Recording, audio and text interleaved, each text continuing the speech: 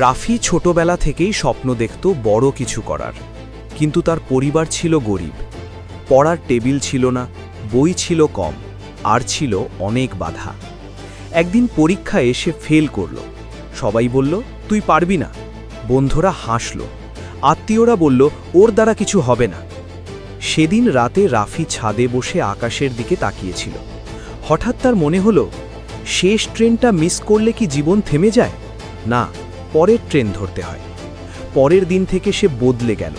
প্রতিদিন 5 ঘন্টা করে পড়া শুরু করল, ফোন কম ব্যবহার করল, নিজের ওপর বিশ্বাস বাড়ালো। 1 বছর পর যে ছেলেটাকে সবাই ব্যর্থ বলেছিল, সেই সবচেয়ে ভালো রেজাল্ট করল। সাফল্য হঠাৎ আসে না, হাল না ছাড়া মানুষদের কাছেই আসে।